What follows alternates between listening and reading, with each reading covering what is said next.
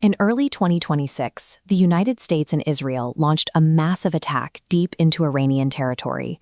Iran retaliated by firing hundreds of ballistic missiles across the region, triggering a direct superpower war. To understand how we reached this boiling point, we have to rewind 3 years to a conflict that started on a much smaller strip of land. For decades, Iran built its foreign policy around the Axis of Resistance, an informal coalition of heavily armed Iran-backed militias.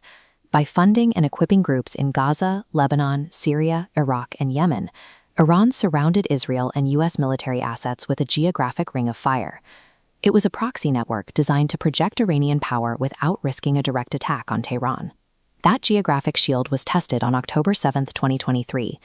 The Palestinian militant group Hamas launched a surprise incursion into southern Israel, killing approximately 1,200 people and taking hundreds of hostages. Israel responded by mobilizing its military for a full-scale ground invasion of the Gaza Strip, launching an intense bombardment campaign aimed at eradicating the group. Almost immediately, the rest of Iran's Ring of Fire activated to relieve the pressure on Hamas. Hezbollah began firing rockets into northern Israel from Lebanon.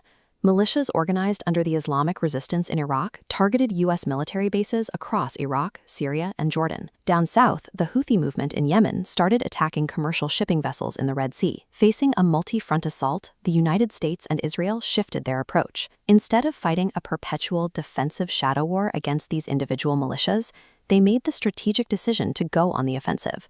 Over the next 3 years, they would systematically dismantle Iran's entire proxy network, piece by piece. The counteroffensive began where the crisis started, the outer perimeter in Gaza. Throughout 2024, Israeli forces pushed deep into the territory, taking control of the Rafah border crossing and engaging in a grinding, block-by-block campaign to neutralize Hamas's military infrastructure and leadership. In October 2024, the Israeli military killed Yahya Sinwar, the leader of Hamas. His death severely degraded the group's operational capacity, effectively neutralizing the Gaza node of the resistance network and achieving a major objective of the invasion. With Hamas weakened, Israel pivoted its focus north to Lebanon.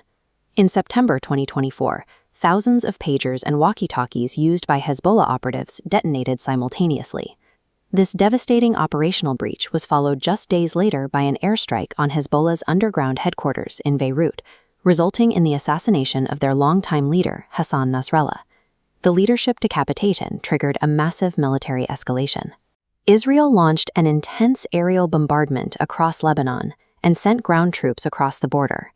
The invasion captured and destroyed multiple villages in the south, displacing over 1 million people and severely depleting Hezbollah's ranks and weapon stockpiles. By the end of 2024, the two most heavily armed factions on Israel's borders had been decimated. The outer perimeter of the Ring of Fire was shattered. Iran had lost its primary deterrents, and without them, its vital supply lines deep inside the Middle East were suddenly exposed. To supply its proxies on the Mediterranean coast, Iran relied heavily on the nation of Syria. Under the control of President Bashar al-Assad, the country served as a crucial geographic land bridge, allowing weapons and funds to flow directly from Tehran to groups like Hezbollah in Lebanon. Assad's grip on power relied almost entirely on foreign support. But with Hezbollah fighting for survival, Iran distracted by a regional crisis, and Russia bogged down in conflicts, a massive security vacuum quickly opened around the Syrian government.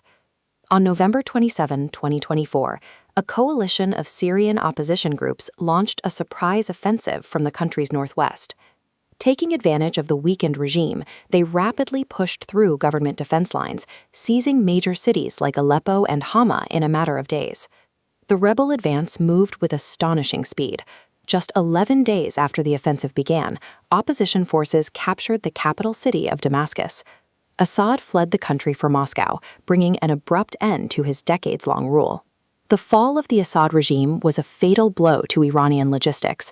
Without a friendly government in Damascus, the land bridge connecting Iran to its coastal allies was cut. The geographic heart of the axis of resistance had been permanently severed. By mid-2025, the proxy shield that Iran had spent decades building was neutralized or contained. The geographic buffer separating the major powers vanished. With no militias left to absorb the impact, the conflict escalated into what became known as the 12-Day War. In June 2025, Israel and the United States launched large-scale direct strikes deep into Iranian territory. They targeted key military installations, assassinated top Revolutionary Guard commanders, and carried out precision bombings on Iran's nuclear enrichment facilities. Iran responded with a massive show of force.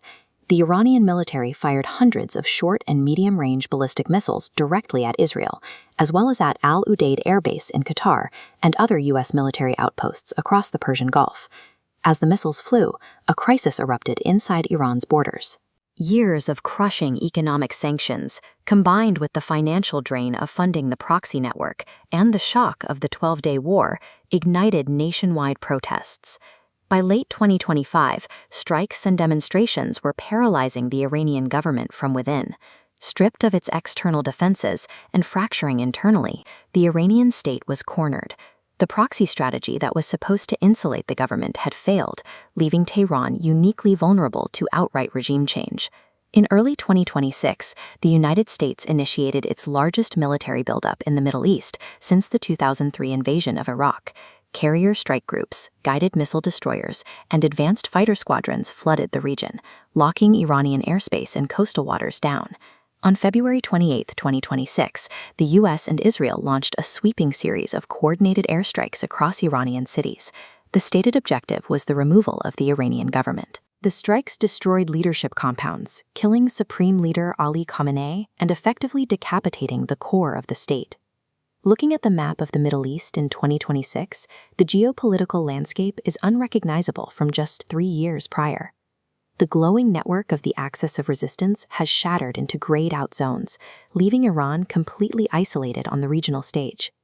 But dismantling this network carried a staggering human cost. Hundreds of thousands of people were killed. From the Gaza Strip to southern Lebanon, across Syria and down into Yemen, the conflict left behind widespread famine, bombed-out cities, and multiple collapsed states. Iran built its militia network to project power while avoiding a direct superpower conflict. That strategy collapsed. The axis of resistance was erased, but in its destruction, it dragged the entire Middle East out of the shadows and into a terrifying reality of state-on-state warfare.